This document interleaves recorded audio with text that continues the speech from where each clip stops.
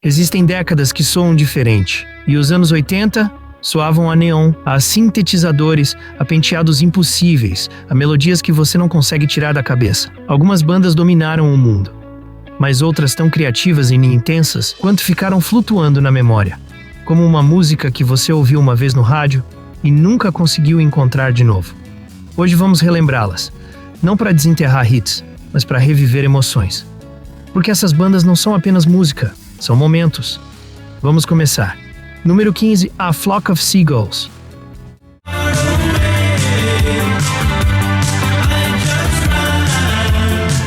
Quem não se lembra daquele penteado? Mas além do meme, o A Flock of Seagulls criou um som que parecia vir do espaço.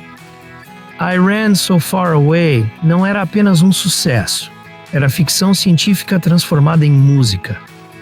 As atmosferas cheias de delay, as letras crípticas, a vibe alienígena, eram o eco de uma época que começava a se apaixonar pelo digital sem abandonar a angústia analógica. Número 14, Soft Cell.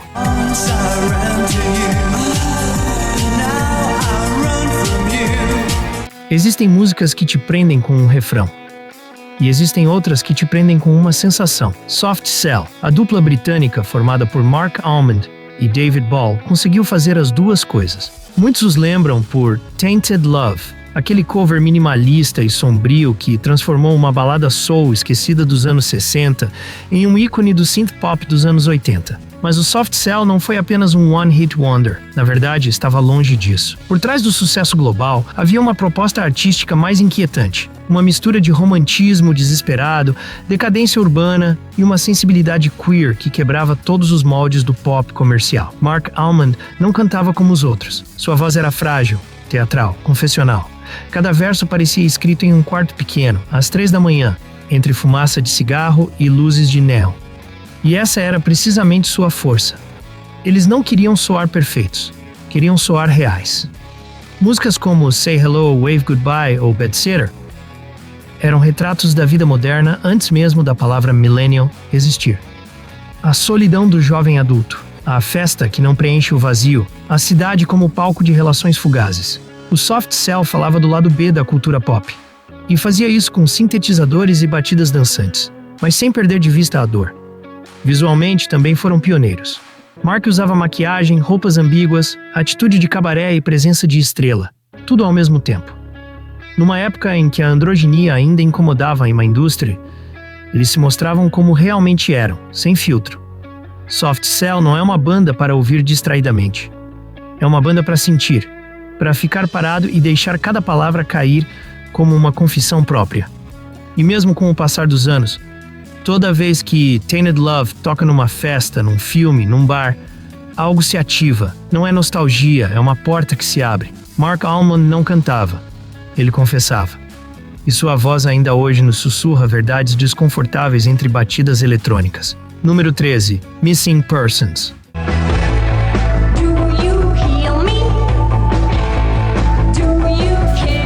O que acontece quando você mistura virtuosismo técnico com estética futurista e crítica social? Você tem o Missing Persons.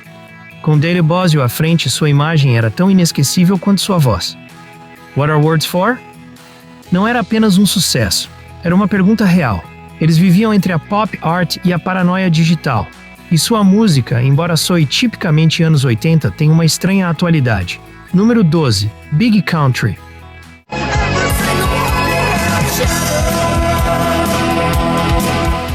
Nos anos 80, quando muitos perseguiam o brilho da eletrônica ou a extravagância do glam, da Escócia surgiu uma banda que escolheu um caminho bem diferente. O Big Country não queria soar como ninguém, queria soar como sua própria terra. Seu álbum de estreia, The Crossing, chegou em 1983 com uma proposta sonora inconfundível. Guitarras elétricas processadas para imitar o som de gaitas de foles e violinos celtas, criando paisagens sonoras que evocavam montanhas, chuvas frias, campos abertos. Não era apenas uma banda, era um horizonte musical. E na Big Country não foi apenas seu maior sucesso, foi um manifesto. Uma música que misturava esperança e desilusão, orgulho e melancolia. Um hino para todos aqueles que já sonharam alto. E caíram, mas continuaram de pé. A voz de Stuart Adamson era clara e sincera, sem afetação, sem pose. Ele cantava como quem olha para o futuro com os pés na lama. Suas letras falavam de identidade, de resistência, de não se deixar levar pelo caminho fácil. E tudo isso, com um ritmo que fazia você querer correr, ou pelo menos fechar os olhos e sonhar que corria. Enquanto outras bandas olhavam para Nova York ou Berlim, o Big Country olhava para dentro, para as raízes, para a história, para os povos que resistem ao tempo através da música. E embora nunca tenham dominado os rankings globais, quem os ouviu na época e quem os descobre hoje reconhece algo precioso. Uma honestidade rara. Uma época sem artifícios. Stuart Adamson faleceu em 2001, mas seu legado continua a crescer. Porque há bandas que fizeram hits, e há outras, como o Big Country, que fizeram músicas que soam como lar, mesmo que você nunca tenha estado lá. Número 11, Romeo Void.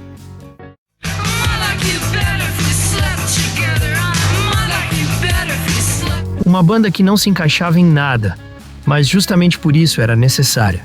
Com influências do punk, do jazz e da poesia beat, o Romeo Void lançou um dos hits mais honestos da época, Never Say Never. Deborah Eel, sua vocalista, era uma força por si só.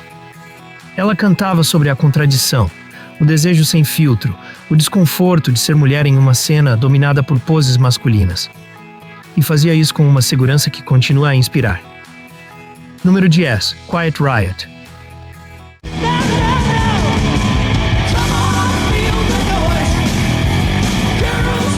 Às vezes, o rock precisa sacudir a melancolia, afrouxar a camisa e quebrar tudo. Foi isso que o Quiet Riot fez, e fez antes de todo mundo. Em 1983, quando as rádios americanas ainda hesitavam em aceitar que o heavy metal podia conviver com o pop, o Quiet Riot explodiu com força. Sua versão de Come On Feel the Noise, originalmente do Sladenão, apenas se tornou um hino instantâneo. Também rompeu uma barreira histórica.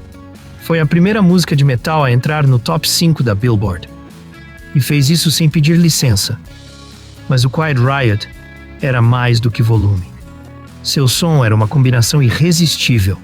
Guitarras afiadas, refrões contagiantes, uma bateria que batia no peito e uma voz. A de Kevin DuBrow soava como se o couro dos alto-falantes estivesse prestes a rasgar. Havia arrogância, sim, mas também alegria, energia, rebeldia sem ódio. Num mundo que ainda associava o metal à escuridão e exclusão, o Quiet Riot mostrou que ele também podia ser festivo, explosivo, até divertido. E isso, sem perder nem um grama de atitude. Seu álbum Metal Health foi o primeiro de heavy metal a alcançar o número 1 em vendas nos Estados Unidos. E isso mudou tudo.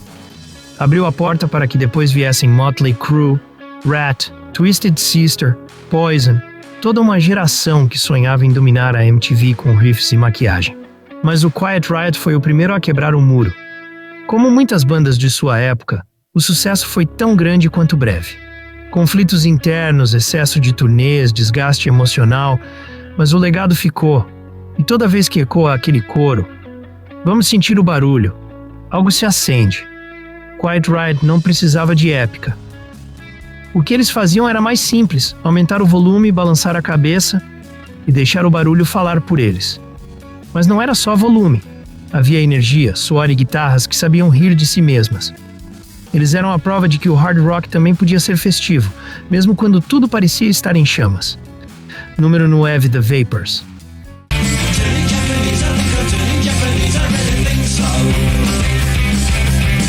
Os britânicos por trás de Turning Japanese souberam capturar a ansiedade de uma geração em 2 minutos e meio. Uma música aparentemente divertida, mas com uma base de repressão, obsessão e alienação. The Vapors não duraram muito, mas em sua breve carreira deixaram canções que hoje soam como polaroids de uma época em que tudo parecia acelerar sem direção clara. Número 8, Bow Wow Wow.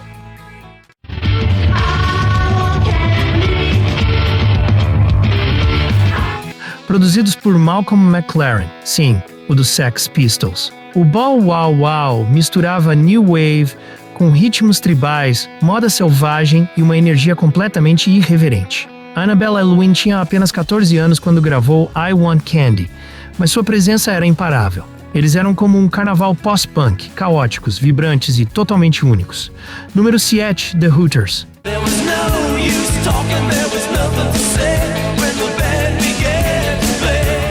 Algumas bandas surgem com a intenção de mudar tudo. Outras simplesmente aparecem e conectam. The Hooters foi uma dessas bandas que, sem muito barulho, conseguiram deixar uma marca profunda em quem os ouviu. Talvez porque soassem diferentes, ou talvez porque, num mar de sintetizadores e poses dos anos 80, eles parecessem genuínos. Originários da Filadélfia, os Hooters chegaram à cena com um som que parecia misturar tudo. Folk rock, reggae, new wave, heartland rock, até um toque de música celta. E tudo isso sustentado por uma instrumentação atípica para o pop dos anos 80. Mandolinas, melódicas, um instrumento de sopro que deu nome à banda, acordeões, violões. Eles soavam modernos, mas também tradicionais. Contemporâneos, mas atemporais. Seu álbum Nervous Night, 1985, foi o ponto de virada. Canções como And We Danced e Day by Day tinham essa mistura mágica de energia contagiante e calor melódico. Mas foi All You Zombies que fez todos olharem duas vezes. Uma letra carregada de simbolismo bíblico, um ritmo hipnótico e uma voz que parecia pregar em vez de apenas cantar. Não era uma canção fácil, e mesmo assim chegou às paradas. Isso dizia muito sobre eles. The Hooters não eram uma banda da moda, eram uma banda com identidade. E isso os tornou favoritos cult, especialmente na Europa, onde ainda hoje mantém uma base fiel de fãs que continuam a vê-los ao vivo. O que eles faziam era mais emocional do que estético, mais de pele do que de vídeo. Numa década que muitas vezes priorizou a imagem sobre o conteúdo, eles fizeram o contrário. E é por isso que, quando uma música deles toca, algo se acende, não apenas uma lembrança, uma sensação, aquela de estar num carro velho, com as janelas abaixadas e o rádio contando histórias que você nem sabia que precisava ouvir. Número 6. Nena. 99 nights of the air, like super high-tech jet fighters. Às vezes, uma música pop com ritmo cativante e refrão inesquecível pode esconder uma das mensagens mais inquietantes de seu tempo. Foi isso que fez 99 Luftballons, o maior sucesso da Nena, a banda alemã que cruzou fronteiras com balões vermelhos e uma mensagem em código. Era 1983 e o mundo ainda estava dividido por um muro. A Guerra Fria estava em seu ponto mais tenso e a ameaça nuclear já não era uma ficção de filmes. Era uma possibilidade real que habitava a cabeça de milhões. Nesse contexto, Nena, liderada pela carismática Gabrielle Suzanne Kerner, que adotou seu apelido de infância como nome artístico, lançou uma música que parecia inofensiva, mas não era. 99 Luftballons contava, em linguagem alegórica, como um gesto simples, soltar balões no céu, podia ser mal interpretado por radares militares, gerar paranoia e acabar em uma guerra global. Sem nomear diretamente, falava sobre o absurdo da política armamentista, sobre a fragilidade do mundo moderno e sobre como, às vezes, a humanidade pode se destruir por medo de ser destruída primeiro. A versão original em alemão foi um sucesso estrondoso na Europa. E depois veio a adaptação em inglês, 99 Red Balloons, que levou a mensagem para o resto do mundo. Ambas as versões compartilhavam algo que o público captou sem necessidade de tradução. Uma mistura de energia juvenil, melancolia e alerta. Nena, a banda não teve muitos outros hits globais, mas com uma única música conseguiram o que muitos não alcançam em toda uma carreira: fazer as pessoas dançarem e pensarem ao mesmo tempo. Hoje, quando você ouve aquele sintetizador inicial, é fácil se deixar levar pela nostalgia. Mas se prestar atenção, vai perceber outra coisa: uma tristeza de fundo. Uma música que perguntava lá nos anos 80, quão fácil é que tudo vá para o inferno? Por nada? E o pior é que 4 décadas depois, a pergunta ainda permanece atual. Número 5. Frankie Goes to Hollywood.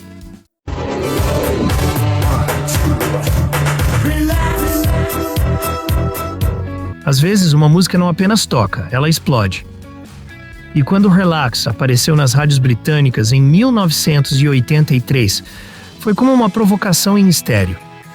Explícita, sexual, intensa e absolutamente impossível de ignorar. Frankie Goes to Hollywood era uma banda saída de Liverpool, como os Beatles, mas com uma missão muito diferente: dinamitar as regras do pop.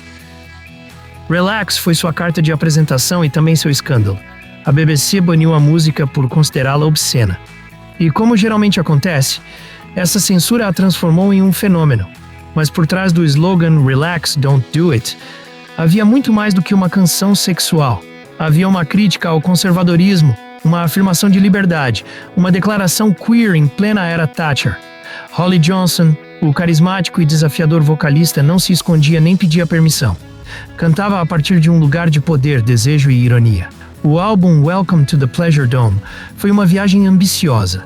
Um disco duplo conceitual, produzido por Trevor Horn, repleto de excesso, drama, política, eletrônica barroca e capas provocativas. Não era apenas música, era uma experiência, uma encenação onde o hedonismo era uma resposta a um mundo cinzento. Frankie Goes to Hollywood falava sobre sexo, sim, mas também sobre guerra, Two Tribes, sobre poder, sobre censura, sobre o que significa viver na contramão. E fazia isso com ritmo, estilo e uma produção que ainda hoje soa moderna. Como muitas bandas que explodem rápido, sua estrela foi breve, mas seu impacto foi profundo. Abriram caminho para artistas que viriam depois, provaram que o pop podia ser político sem deixar de ser dançante, e que um refrão cativante podia esconder uma bomba. Hoje, quando Relax toca em uma festa retrô, muitos dançam sem pensar. Mas se você prestar atenção, vai perceber que essa música ainda tem lâminas afiadas. Número 4, Thompson Twins.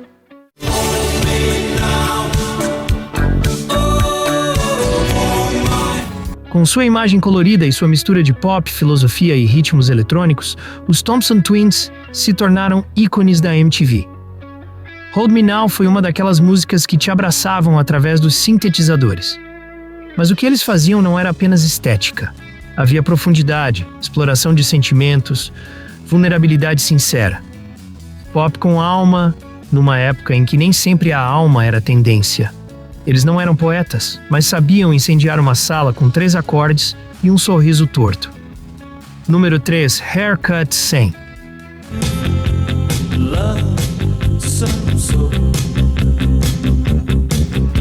Nem todas as bandas dos anos 80 falavam sobre o fim do mundo, política ou angústia existencial.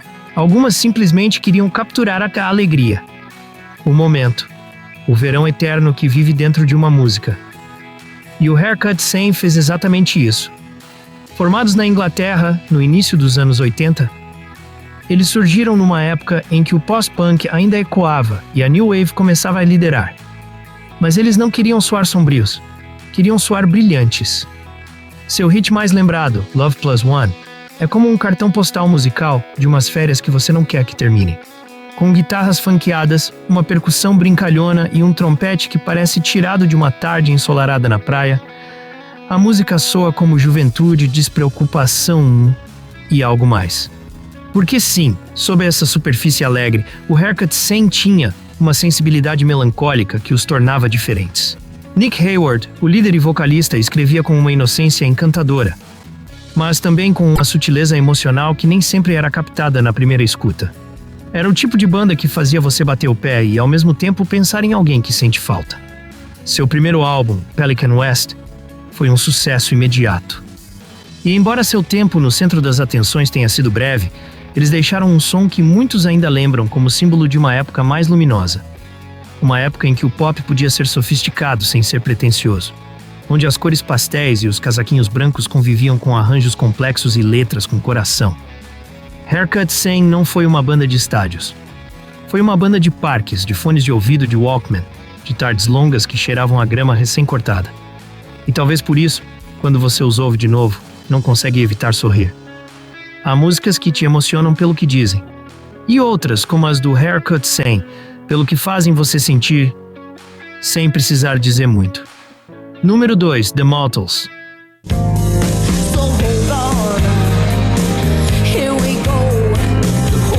Algumas músicas não precisam gritar para doer. E algumas vozes, como a de Martha Davis, não precisam de exibicionismos técnicos para te fazer arrepiar.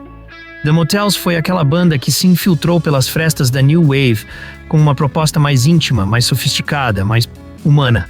Formados em Los Angeles nos anos 70 e reconfigurados nos anos 80, com sua formação mais conhecida, os Motels combinavam a sensibilidade emocional do pop com uma elegância sonora que os tornava únicos. Seu som flutuava entre sintetizadores sutis, guitarras limpas e uma atmosfera noturna que os distanciava do brilho estridente que dominava a época. Era música para ouvir com a cabeça encostada na janela, vendo as luzes passarem. Only the Lonely foi sua grande carta de apresentação. E não por acaso. É uma daquelas músicas que parecem vir de um lugar que você já conheceu. Um quarto vazio, uma despedida silenciosa, uma noite que terminou sem explicação. Martha Davis escrevia a partir de sua experiência pessoal, marcada por perdas, luto e uma busca constante por sentido. E isso transparece. Cada palavra dela não parece cantada, parece vivida. Outro grande momento da banda foi Suddenly Last Summer, uma peça melancólica carregada de imagens difusas e uma beleza serena. Fala sobre o fim de algo que você nem sabe exatamente o que era, sobre a mudança de estações, a passagem do tempo, aquela nostalgia sem forma que todo mundo carrega em algum canto do peito. The Motels não queriam lotar estádios nem virar caricaturas dos anos 80. Queriam tocar uma fibra. E conseguiram. Martha Davis continua em turnê até hoje, mantendo vivo um repertório que nunca perdeu a elegância nem a honestidade. Porque há bandas que envelhecem. E outras, como The Motels, que simplesmente amadurecem junto com você. Número 1, Rat.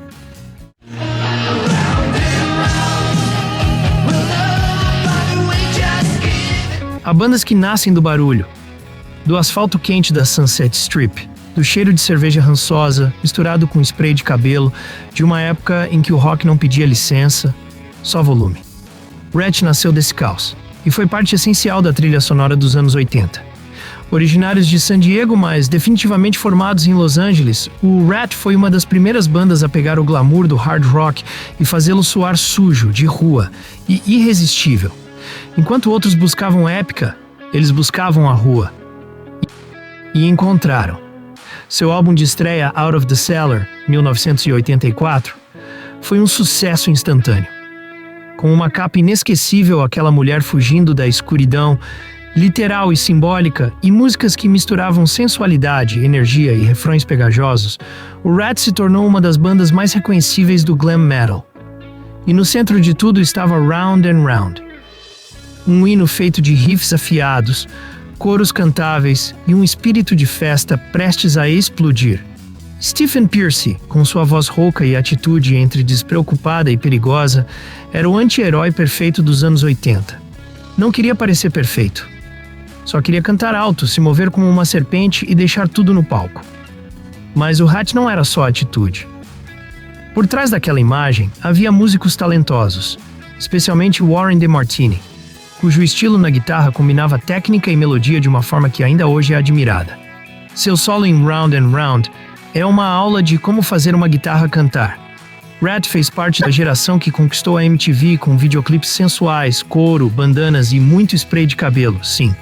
Mas também foi uma banda que entendeu que o rock era, acima de tudo, um lugar para pertencer. Para os garotos que não se encaixavam. Para os que pintavam os olhos e não sabiam explicar por quê. Para os que não tinham um plano, mas tinham uma guitarra. Com o passar dos anos, o Rat teve altos e baixos. Como muitas bandas de sua geração caíram com a chegada do grunge, brigaram entre si, se separaram, voltaram. Mas o fogo nunca se apagou completamente. Porque quando toca Lay It Down ou Wanted Man, você volta para aquele lugar. Um quarto bagunçado, a camiseta rasgada, os sonhos intactos e o volume no 11. Talvez eles não tenham lotado estádios por décadas, mas deixaram músicas que, quando tocam, ainda fazem você fechar os olhos e voltar no tempo. Você se lembra qual foi a primeira música que te deixou de queixo caído?